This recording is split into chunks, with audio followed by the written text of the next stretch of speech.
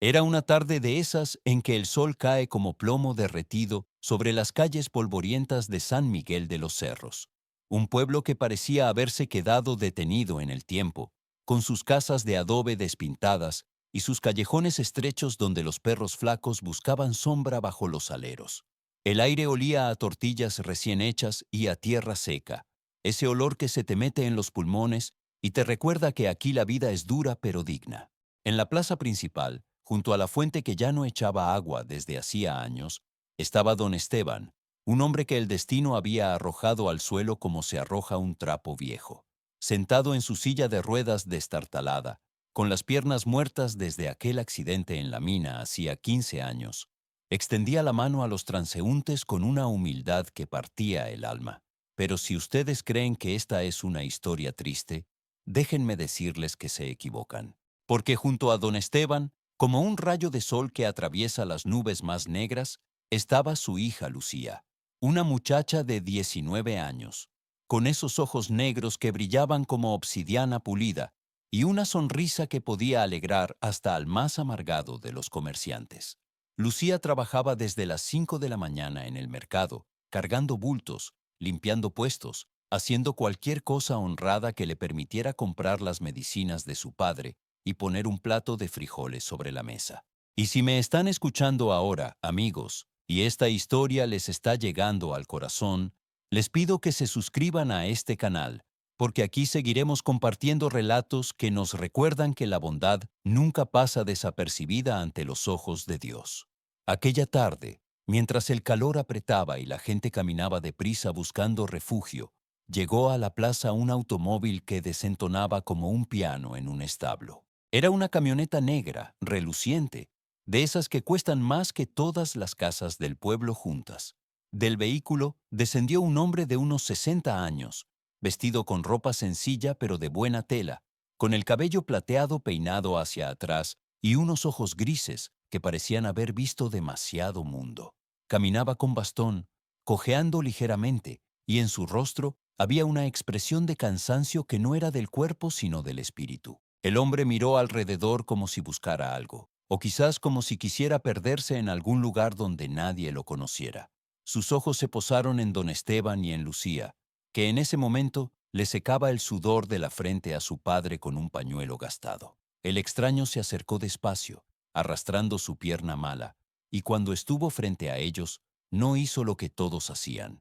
No echó una moneda en la lata oxidada y siguió su camino. No. Se quedó ahí parado, mirándolos con una intensidad que incomodaba. Lucía levantó la vista y le sonrió con esa naturalidad que tienen las personas verdaderamente buenas, esas que no conocen la envidia ni el rencor. Buenos días, señor, le dijo con voz suave. ¿Busca usted algo en particular?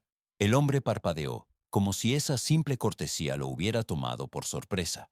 Tardó en responder, como si tuviera que traducir sus pensamientos de algún idioma olvidado. Solo buscaba un poco de paz, muchacha, dijo finalmente, y su voz era ronca, del tipo que se forja en largas noches de insomnio. Me dijeron que en este pueblo la gente todavía se saluda en la calle y que todavía existen almas que no han sido corrompidas por el dinero. Don Esteban soltó una risa seca, de esas que nacen del estómago. Pues si busca gente pobre, aquí la encontró, amigo. Pero si busca gente buena, también está en el lugar correcto. Mi Lucía es prueba de eso. El extraño observó a la muchacha con más atención. Había algo en su mirada, una mezcla de tristeza y curiosidad, como si estuviera viendo un fantasma del pasado. ¿Cómo se llama usted, jovencita? Lucía Mendoza, para servirle. Y él es mi padre, Esteban Mendoza. El hombre asintió lentamente, como si el nombre le despertara algún recuerdo enterrado. Permítanme presentarme. Mi nombre es Gabriel, Gabriel Sandoval. No soy de aquí, vengo de la capital, pero necesitaba alejarme un tiempo. Estoy enfermo, ¿saben? El doctor me dio 6 meses, quizás un año si tengo suerte. Cáncer. Y cuando un hombre sabe que se va a morir, empieza a pensar en cosas que antes no importaban. Lucía sintió que el corazón se le encogía. Lamento mucho escuchar eso, don Gabriel, pero si me permite decirle, mientras haya vida, hay esperanza. Mi madre siempre decía que Dios aprieta pero no ahorca. Gabriel sonrió con amargura. Su madre era una mujer sabia. La mía también lo era, pero yo fui demasiado tonto para escucharla. Hice fortuna, muchacha. Tengo más dinero del que podría gastar en 10 vidas. Pero, ¿sabe qué? No tengo a nadie con quien compartirlo. Mi esposa murió hace años, mis hijos me odian porque fui un padre ausente, y mis socios solo esperan que me muera para repartirse mi imperio. Vine a este pueblo porque aquí nació mi madre, antes de que emigrara a la capital buscando una vida mejor. Quería ver de dónde venía. Quería recordar qué se siente ser humano. Don Esteban escuchaba en silencio, asintiendo de vez en cuando. La pobreza enseña muchas cosas, don Gabriel, pero la riqueza también. El problema es que no todos aprenden las lecciones correctas. El millonario se sentó en el borde de la fuente seca, con un quejido de dolor. Durante los siguientes minutos, algo extraño sucedió. Gabriel Sandoval, uno de los hombres más ricos de todo el país, comenzó a hablar con don Esteban y Lucía como si fueran viejos amigos. Les contó de su vida, de cómo había construido un imperio de la nada, trabajando día y noche hasta que el éxito lo consumió. Les habló de la soledad que viene con el poder, de cómo había sacrificado el amor de su familia en el altar de la ambición. Lucía lo escuchaba con atención y de vez en cuando le ofrecía un poco de agua fresca de su termo.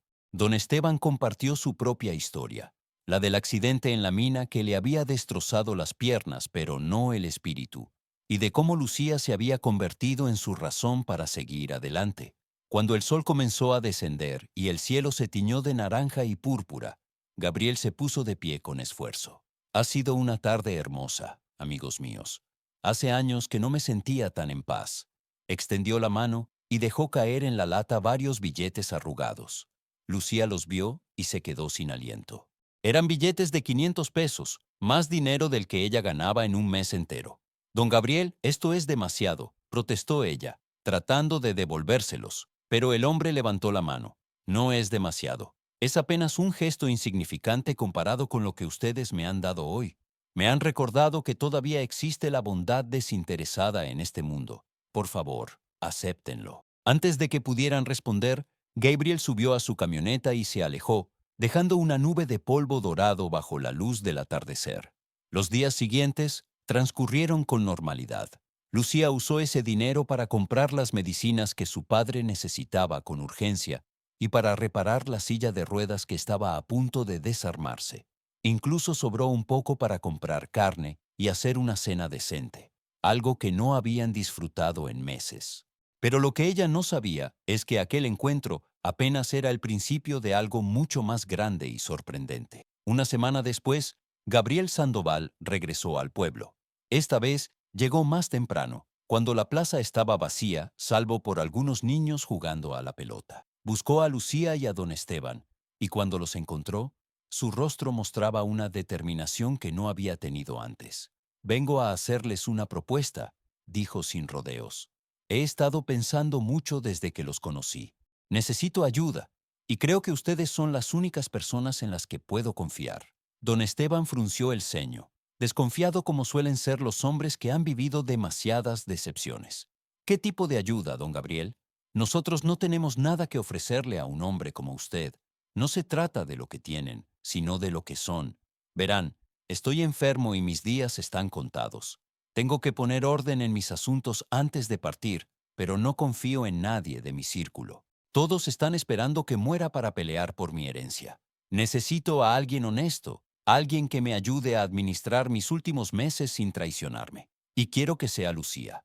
La muchacha lo miró como si acabara de hablarle en un idioma extraterrestre. ¿Yo? Pero don Gabriel, yo no sé nada de negocios ni de administración. Apenas terminé la secundaria. Por eso mismo, no quiero a alguien que sepa de negocios. Quiero a alguien con corazón. Te pagaré un salario generoso. Podrás darle a tu padre los mejores cuidados médicos. Lo único que te pido es que seas mi compañía, que me ayudes con asuntos sencillos, que me recuerdes cada día que todavía hay bondad en el mundo. Don Esteban miró a su hija, y en sus ojos había lágrimas. «Lucía, mi niña, si tú quieres aceptar, tienes mi bendición. Has sacrificado tu juventud por cuidarme. Ya es hora de que pienses en tu futuro». Y así, Lucía Mendoza, la hija del mendigo, se convirtió en la asistente personal de Gabriel Sandoval, uno de los hombres más poderosos del país. Se mudó a la capital, a una habitación en la enorme mansión del millonario, aunque cada fin de semana regresaba sin falta a San Miguel de los Cerros para estar con su padre. La vida de Lucía cambió de la noche a la mañana, pero ella seguía siendo la misma muchacha humilde de siempre. Usaba ropa sencilla a pesar de que Gabriel le había dado dinero para comprar lo que quisiera. Trataba a todo el personal de la casa con respeto, desde el jardinero hasta el chef. Y cada noche, antes de dormir, rezaba por la salud de Gabriel y de su padre. Gabriel, por su parte, parecía haberse transformado.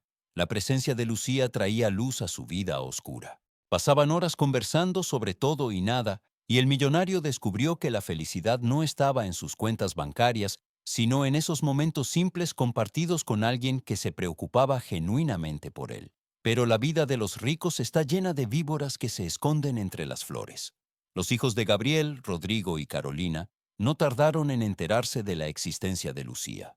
Y cuando supieron que su padre había contratado a una desconocida, a una don nadie de un pueblo perdido, la furia les consumió las entrañas. Rodrigo era un hombre de 35 años, gordo por el exceso de buena vida, con el rostro perpetuamente enrojecido por el alcohol y la rabia. Había esperado toda su vida heredar el imperio de su padre, sin hacer otra cosa que dilapidar dinero en autos caros y mujeres más caras todavía. Carolina, su hermana menor, era una arpía de hielo, casada con un político corrupto, obsesionada con las apariencias y el estatus social. Una tarde, cuando Gabriel había salido a una cita médica, los dos hermanos irrumpieron en la mansión como conquistadores en tierra enemiga. Encontraron a Lucía en la biblioteca leyendo un libro que Gabriel le había recomendado. Así que tú eres la mosquita muerta que ha embrujado a nuestro padre. Escupió Carolina con veneno en cada palabra. ¿Qué le hiciste? ¿Brujería? ¿Le diste algún brebaje para que te dejara entrar en su vida? Lucía se puso de pie, desconcertada. Disculpen, pero ¿quiénes son ustedes? Rodrigo soltó una carcajada cruel. ¿Quiénes somos? Somos sus hijos, estúpida, los verdaderos herederos de esta fortuna. Y no vamos a permitir que una limosnera como tú venga a robarnos lo que nos pertenece. Lucía sintió que el miedo le recorría la espalda, pero se mantuvo firme. Yo no quiero nada de ustedes. Su padre me contrató para hacerle compañía, nada más. Carolina se acercó con pasos de depredadora. Escúchame bien, porque solo lo diré una vez. Lárgate de esta casa ahora mismo. Vuelve a tu pueblo de mala muerte y olvídate de que todo esto existió. Si no lo haces, te voy a destruir. Tengo contactos, poder, dinero. Puedo hacer que tú y tu padre mendigo desaparezcan sin dejar rastro. Pero antes de que Lucía pudiera responder, la voz de Gabriel retumbó desde la entrada de la biblioteca como un trueno. ¿Cómo se atreven a entrar en mi casa sin mi permiso y amenazar a mi invitada? Los dos hermanos se volvieron y por primera vez en años vieron a su padre verdaderamente furioso. Gabriel estaba apoyado en su bastón, el rostro enrojecido por la rabia, los ojos brillando con una intensidad que hacía tiempo no mostraba. «Papá», comenzó Rodrigo con voz salamera, «solo queríamos conocer a tu amiga». «No me mientas», rugió Gabriel. «Los conozco mejor de lo que se conocen ustedes mismos. Vinieron a intimidarla porque tienen miedo. Tienen miedo de que les quite la herencia que creen merecer sin haber trabajado un solo día de sus patéticas vidas». Carolina dio un paso al frente, con lágrimas falsas en los ojos. «Papá, ¿cómo puedes tratarnos así? Somos tu familia, tu sangre, mi sangre», repitió Gabriel con amargura. «¿Dónde estaba esa sangre cuando estuve 3 meses en el hospital y ninguno de ustedes vino a visitarme? ¿Dónde estaba esa familia cuando su madre murió y ustedes no aparecieron ni al funeral porque estaban de vacaciones en Europa? No me hablen de sangre. La familia no se mide por los genes, se mide por las acciones». Los dos hermanos se quedaron en silencio, humillados, pero no arrepentidos. Finalmente, Rodrigo señaló a Lucía con un dedo tembloroso.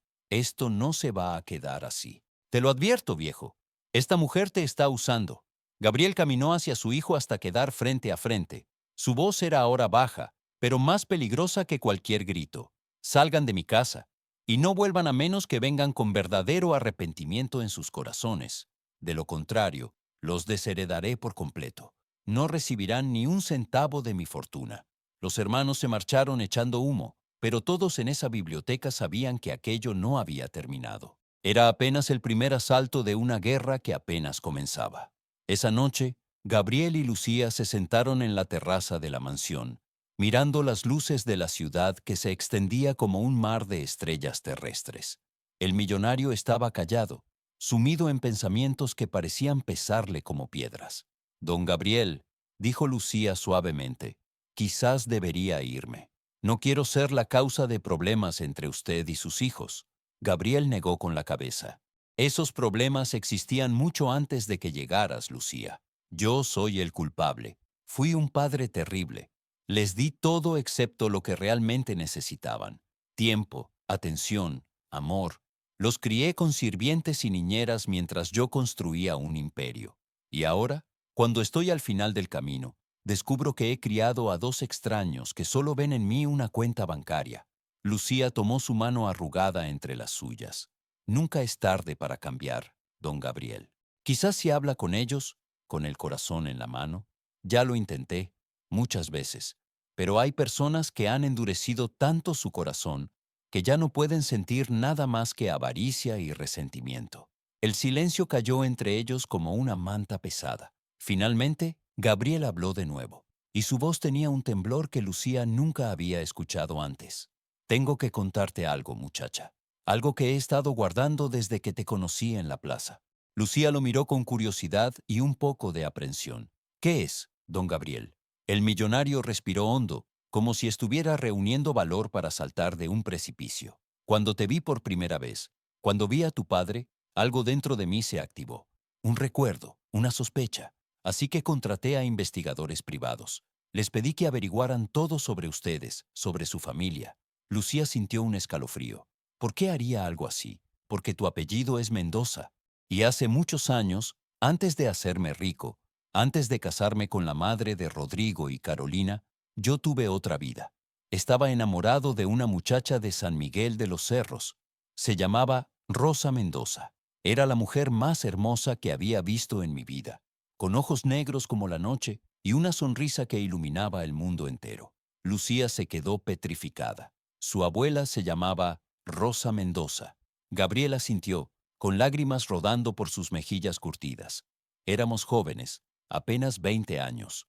Nos amábamos con esa pasión que solo conocen los que no tienen nada que perder.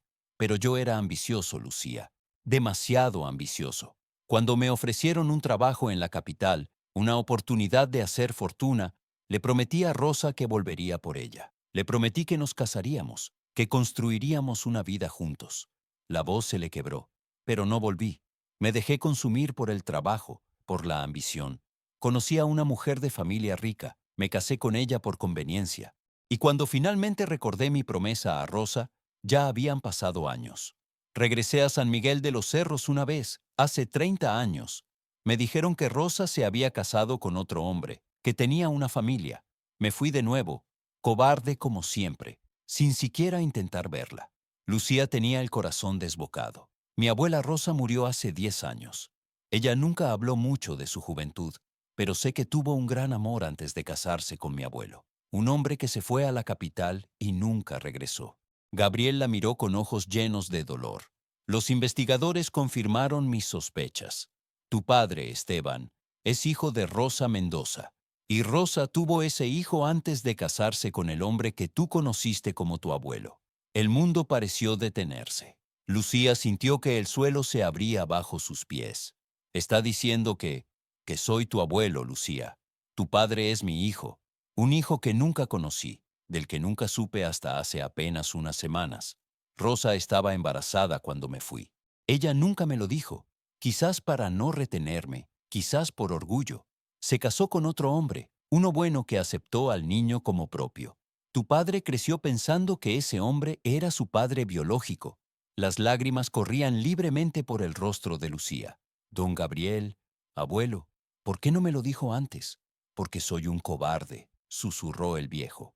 Porque durante semanas he estado tratando de encontrar las palabras correctas. Porque tenía miedo de que me odiaras por haber abandonado a tu abuela, por no haber estado ahí para tu padre. He fallado en tantas cosas, Lucía. He sido un hombre terrible. Pero cuando te conocí, cuando vi en ti la bondad de Rosa, supe que Dios me estaba dando una última oportunidad. Una oportunidad de hacer algo bien antes de morir. Lucía no sabía qué sentir. Había tantas emociones arremolinándose en su pecho que no podía distinguir una de otra. Rabia, tristeza, confusión, y debajo de todo eso, una extraña sensación de completitud, como si una pieza faltante del rompecabezas de su vida finalmente hubiera encontrado su lugar. Mi padre, susurró. ¿Él lo sabe? Gabriel negó con la cabeza. No he encontrado el valor para decírselo. No sé si tengo derecho después de tantos años, pero quería que tú lo supieras. Quería que supieras por qué te busqué, por qué confié en ti. La muchacha se levantó y caminó hacia el borde de la terraza, mirando la ciudad sin realmente verla. Su mente era un torbellino. Finalmente, se volvió hacia Gabriel. Tiene que decírselo. Mi padre tiene derecho a saber la verdad. Lo sé, y lo haré. Pero primero necesito tu ayuda, Lucía. Necesito que me ayudes a arreglar las cosas, a poner orden en este desastre que es mi vida antes de que sea demasiado tarde. Los siguientes meses fueron un torbellino de revelaciones y transformaciones. Gabriel reunió el coraje para viajar a San Miguel de los Cerros y hablar con don Esteban. El encuentro fue devastador y hermoso a la vez. Don Esteban, el hombre que había vivido toda su vida creyendo que su padre era otro, descubrió la verdad sobre sus orígenes. La reacción de don Esteban fue compleja. Hubo rabia al principio, una rabia profunda contra el hombre que había abandonado a su madre. Pero también había curiosidad, preguntas sobre un pasado que nunca conoció. Y debajo de todo eso, una tristeza por lo que pudo haber sido y nunca fue. Gabriel no pidió perdón porque sabía que no había perdón suficiente para cubrir décadas de ausencia. En lugar de eso, ofreció algo más valioso, la verdad completa, sin excusas ni justificaciones. Le habló de Rosa, de su amor de juventud, de su cobardía y su ambición desmedida.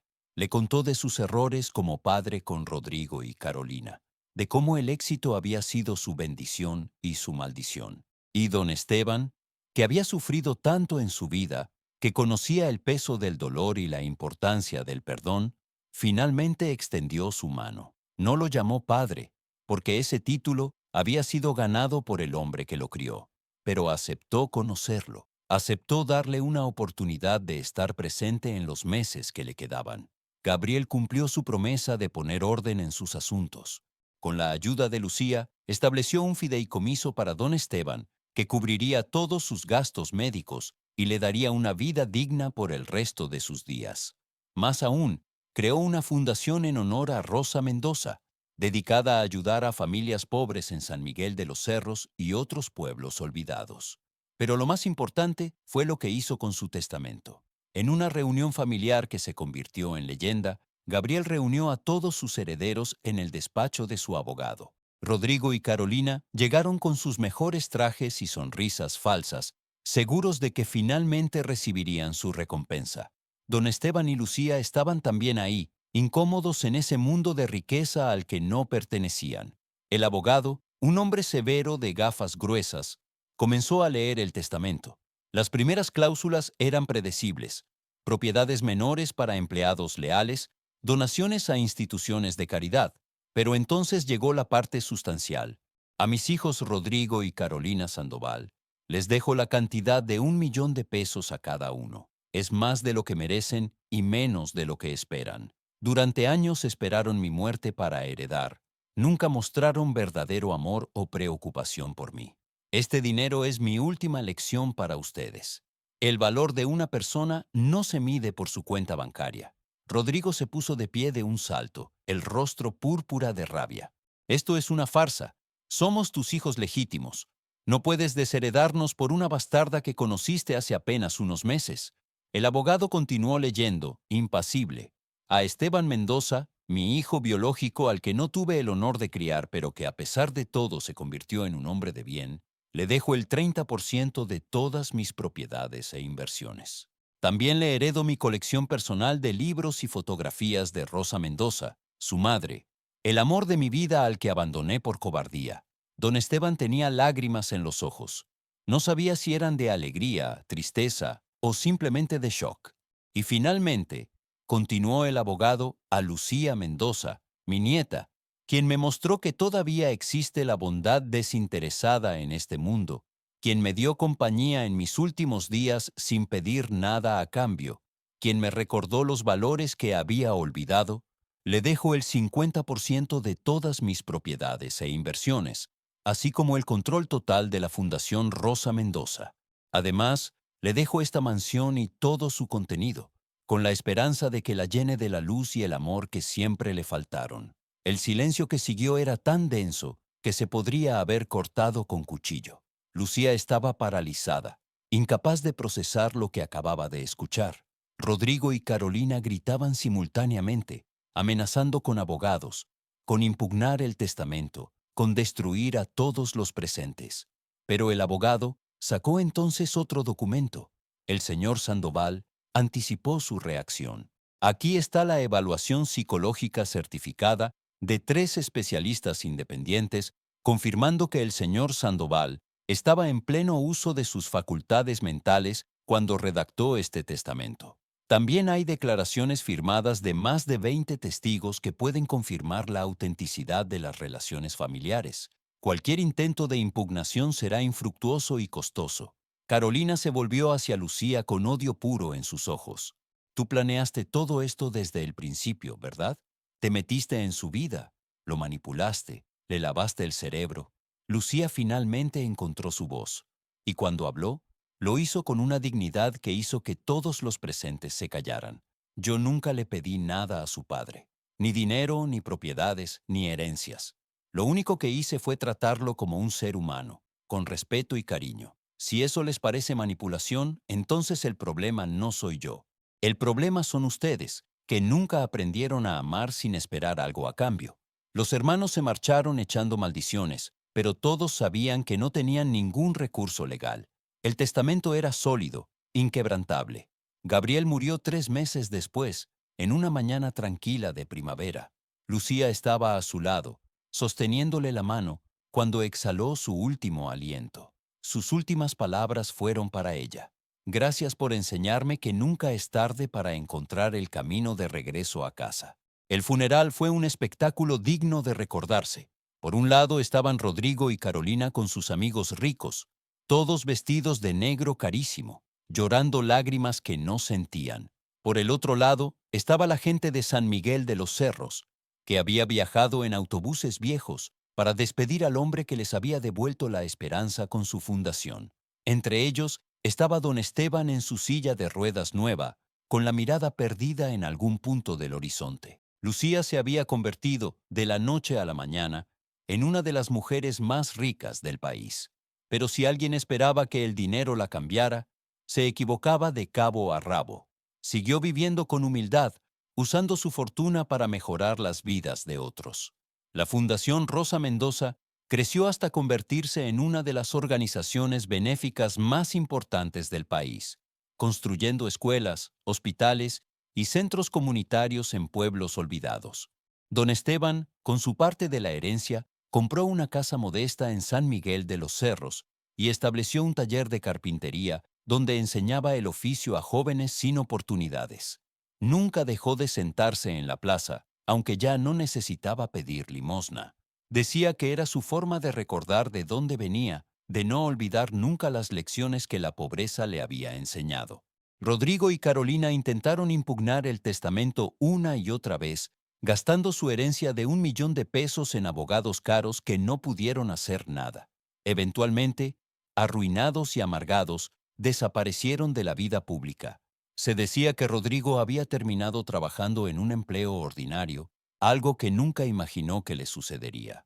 Carolina, divorciada de su político corrupto, cuando el escándalo de la herencia manchó su reputación, vivía en un apartamento pequeño, mantenida por la caridad de las mismas personas que antes despreciaba. Pasaron los años. Lucía se casó con un maestro de escuela de San Miguel de los Cerros, un hombre bueno llamado Miguel, que la amaba por quien era y no por lo que tenía. Tuvieron 3 hijos que crecieron escuchando las historias de su bisabuela Rosa, de su abuelo Gabriel, y de cómo un acto de bondad simple había cambiado el destino de toda una familia. Don Esteban vivió muchos años más, el tiempo suficiente para conocer a sus nietos y verlos crecer. En sus últimos días, cuando ya era un hombre muy anciano, llamó a Lucía a su lado. «Mi niña», le dijo con voz débil pero clara, «he tenido una vida difícil. Perdí el uso de mis piernas. Viví en la pobreza. Sufrí humillaciones. Pero también viví para ver esto, para verte convertida en la mujer que eres, para saber que mi madre, mi querida Rosa, sería tan orgullosa de ti, y para entender que a veces los caminos más dolorosos nos llevan a los destinos más hermosos». Lucía lloró, abrazando a su padre con toda la ternura del mundo. Y cuando don Esteban finalmente cerró los ojos por última vez, lo hizo con una sonrisa en los labios. La mansión que había pertenecido a Gabriel se convirtió en un hogar de verdad. Ya no era ese mausoleo frío y vacío que había sido durante décadas. Ahora resonaba con risas de niños, con el olor de comida casera, con la calidez de una familia unida. Lucía nunca olvidó de dónde venía. Cada domingo organizaba comidas enormes donde invitaba no solo a su familia, sino también a familias necesitadas del pueblo. La mesa que una vez había servido para reuniones de negocios fríos y calculadores, ahora era el corazón de una comunidad. En la biblioteca, donde una vez Carolina la había amenazado, Lucía estableció un programa de becas. Cada año, docenas de jóvenes de pueblos pobres recibían educación completa, desde la secundaria hasta la universidad. Muchos de ellos regresaban después para trabajar en sus comunidades, multiplicando el impacto de la bondad de Lucía. Rodrigo, en sus momentos de sobriedad cada vez más raros, a veces pasaba frente a la mansión que pudo haber sido suya. Miraba las luces cálidas de las ventanas, escuchaba las risas que salían del jardín y sentía un peso en el pecho que ningún trago podía aliviar. Era el peso del arrepentimiento, de las oportunidades perdidas, de una vida desperdiciada en perseguir lo que nunca importó. Carolina, por su parte, había desarrollado una amargura que la consumía como un cáncer del alma. Vivía sola en un apartamento que le pagaba una prima distante, rodeada de fotografías de su vida pasada de lujos. A veces llamaba a Lucía, siempre con pretextos diferentes, pero con la misma súplica oculta detrás de las palabras. Lucía siempre respondía con paciencia, ofreciéndole ayuda si Carolina estaba dispuesta a cambiar. Pero Carolina nunca aceptaba. Su orgullo era más fuerte que su necesidad. Un día, muchos años después de la muerte de Gabriel, llegó a San Miguel de los Cerros un joven periodista que había escuchado rumores de una historia extraordinaria. Quería escribir sobre Lucía, sobre la muchacha pobre que se había convertido en millonaria. Pero cuando llegó al pueblo y comenzó a investigar, descubrió que la verdadera historia era mucho más profunda y hermosa de lo que imaginaba. Entrevistó a docenas de personas. El tendero que recordaba a Lucía cargando bultos desde las 5 de la mañana. La maestra que había visto su potencial, pero no había podido ayudarla por falta de recursos. Los ancianos que la recordaban cuidando a su padre con una devoción que partía el alma. Y todos, absolutamente todos, decían lo mismo, que Lucía nunca había cambiado, que seguía siendo la misma muchacha humilde de siempre. El artículo que escribió el periodista se volvió viral. No porque fuera una historia de riqueza o éxito en el sentido tradicional, sino porque era una historia sobre algo que el mundo moderno había olvidado, que la verdadera riqueza no se mide en dinero, sino en el impacto que tienes en las vidas de otros. Después de que el artículo se publicó, Lucía recibió cientos de cartas. Algunas eran de personas agradecidas que habían sido ayudadas por su fundación. Otras eran de personas inspiradas por su historia, y algunas, las más conmovedoras, eran de personas ricas que confesaban sentirse miserables a pesar de su fortuna, preguntándole cómo podían encontrar el propósito que ella había encontrado. Lucía respondía a todas personalmente, y su mensaje era siempre el mismo. La felicidad no viene de lo que tienes, sino de lo que das. El propósito no se encuentra en acumular, sino en compartir. Y el amor, el verdadero amor, es el único tesoro que se multiplica cuando lo repartes. Hubo un caso particularmente memorable. Una mujer millonaria de la capital, viuda y sin hijos, leyó la historia de Lucía y sintió que le hablaba directamente al corazón. Había pasado su vida acumulando fortuna, pero sintiéndose vacía. Contactó a Lucía y le preguntó si podía visitarla. Cuando llegó a San Miguel de los Cerros, esperaba encontrar algo extraordinario, pero lo que encontró fue aún más especial por ser tan simple. Vio a Lucía en el mercado, comprando verduras y saludando a todo el mundo por su nombre. La vio en la plaza, sentada en el mismo lugar donde una vez su padre había pedido limosna, ahora repartiendo información sobre programas de ayuda. La vio en su casa, sencilla a pesar de poder ser lujosa, llena de fotografías familiares y recuerdos simples pero preciosos. Esa mujer se quedó un mes en el pueblo y al final de ese mes donó la mitad de su fortuna a la Fundación Rosa Mendoza. Pero más importante aún, encontró su propósito. Regresó a la capital y estableció su propio programa de ayuda, inspirada por lo que había visto. Así fue como la bondad de Lucía creó ondas que se expandieron mucho más allá de lo que ella jamás imaginó, como una piedra lanzada a un estanque, creando círculos cada vez más grandes que tocaban vidas en lugares que ella nunca visitaría. Los hijos de Lucía crecieron escuchando estas historias, no como cuentos de hadas, sino como lecciones de vida. Su hijo mayor, Gabriel, nombrado así en honor a su bisabuelo, se convirtió en doctor y dedicó su vida a atender comunidades rurales. Su hija del medio, Rosa, por su bisabuela, se hizo abogada y ofrecía sus servicios gratuitamente a quienes no podían pagarlos. Y el menor, Esteban, continuó el legado de su abuelo enseñando carpintería a jóvenes sin oportunidades. Cuando Lucía cumplió 60 años, el gobierno le ofreció una condecoración nacional por su labor social. La ceremonia sería en la capital, con todo el protocolo y la pompa que corresponde a tales eventos. Pero Lucía pidió que la ceremonia se hiciera en San Miguel de los Cerros, en la plaza, junto a la fuente que finalmente había sido reparada y ahora sí echaba agua cristalina. El día de la ceremonia, el pueblo entero se reunió. Estaban las familias que habían sido ayudadas por la fundación, los jóvenes que habían recibido becas y ahora eran profesionales, los ancianos que recordaban cuando Lucía no era más que una niña descalza corriendo por esas mismas calles. El gobernador dio un discurso elocuente sobre la importancia del servicio y la generosidad, pero cuando le tocó hablar a Lucía, ella se limitó a decir unas pocas palabras que quedaron grabadas en el corazón de todos los presentes. No he hecho nada especial, dijo con esa humildad que nunca la había abandonado. Solo hice lo que mi abuela Rosa me enseñó, tratar a los demás como quieres ser tratado. Solo hice lo que mi padre Esteban me mostró con su ejemplo, mantener la dignidad sin importar las circunstancias. Y solo hice lo que mi abuelo Gabriel me rogó que hiciera en sus últimos días, recordar que todos somos seres humanos, merecedores de compasión y respeto. Hizo una pausa, mirando los rostros familiares que la rodeaban. Si mi historia inspira a alguien, que sea para recordar esto. No necesitan ser ricos para ser generosos. No necesitan tener poder para hacer el bien. La bondad no cuesta dinero, solo cuesta voluntad, solo cuesta corazón. Y ese es un recurso que todos poseemos en abundancia si decidimos usarlo. El aplauso que siguió no fue cortés ni protocolar. Fue genuino, nacido del corazón, y resonó en toda la plaza como un trueno de aprobación. Esa noche, cuando todos se habían ido y la plaza había vuelto a su tranquilidad habitual, Lucía se sentó sola junto a la fuente. Miguel, su esposo, se acercó y se sentó a su lado en silencio. Después de un rato, ella habló. ¿Sabes lo que es más irónico de todo, Miguel? Cuando era joven y pobre, soñaba con tener dinero. Pensaba que eso resolvería todos mis problemas.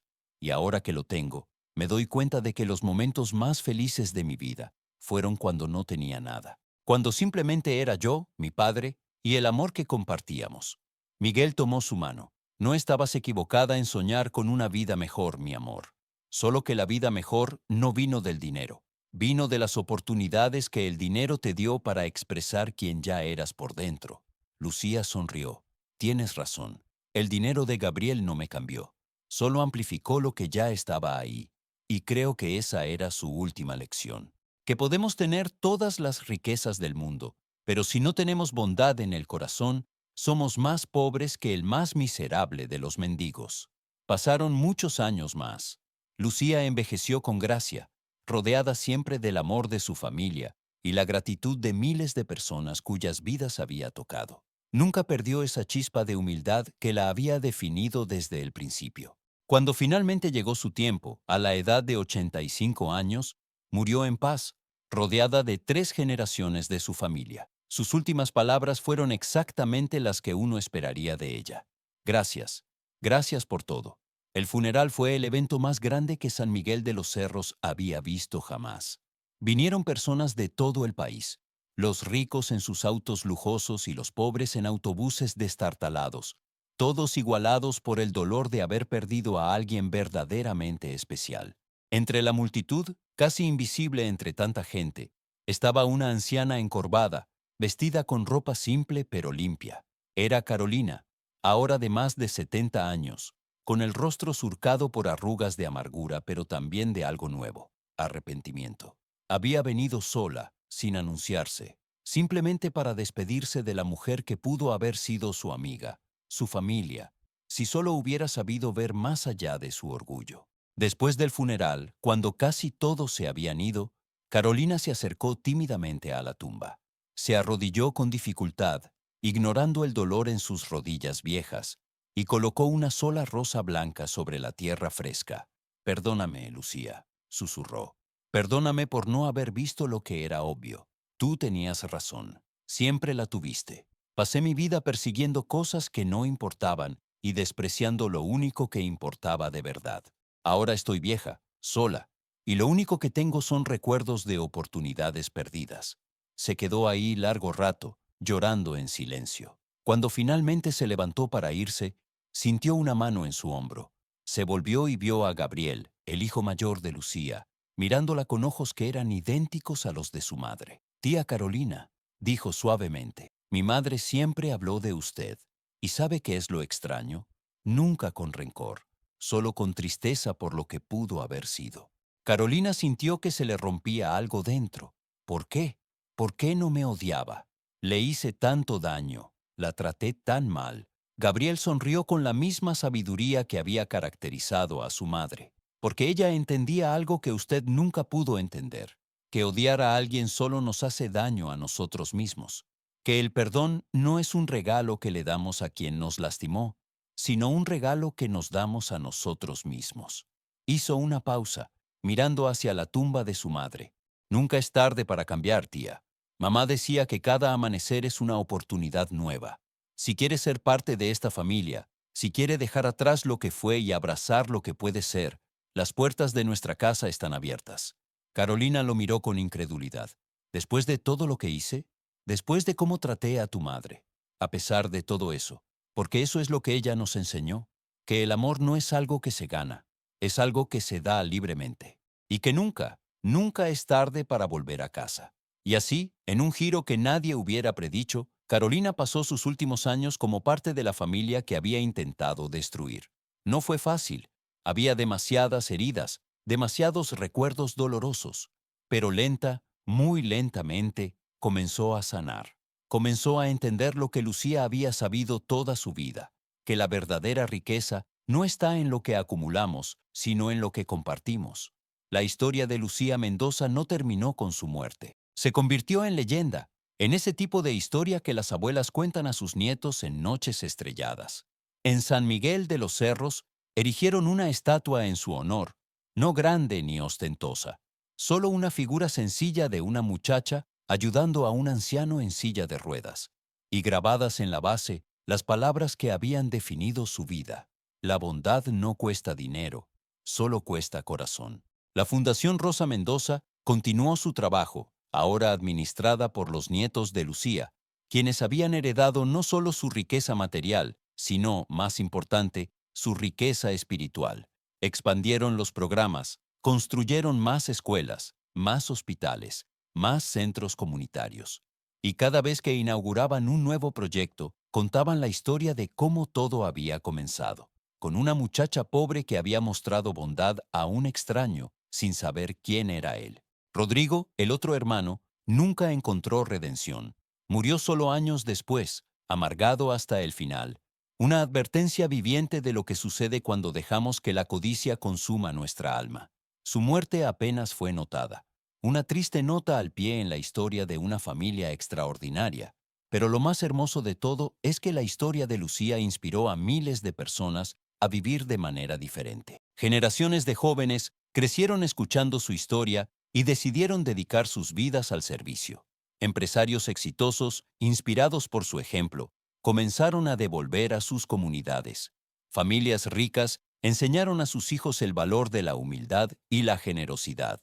En un mundo cada vez más dividido entre los que tienen y los que no tienen, la historia de Lucía Mendoza sirvió como recordatorio de algo esencial, que todos somos parte de la misma humanidad, que el sufrimiento de uno debería ser el dolor de todos, y que la felicidad verdadera solo viene cuando aprendemos a poner el bienestar de otros por encima de nuestro propio beneficio. Décadas después de su muerte, un profesor de ética en una universidad prestigiosa comenzaba cada semestre con la historia de Lucía.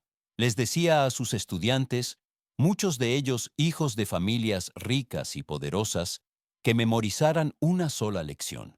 Pueden olvidar todas las teorías filosóficas, pueden olvidar todos los nombres de grandes pensadores, pero nunca olviden esto, que la forma en que tratamos al más vulnerable entre nosotros define quiénes somos realmente. Y así, la simple bondad de una muchacha pobre de un pueblo olvidado se convirtió en una luz que seguía brillando mucho después de que ella partiera.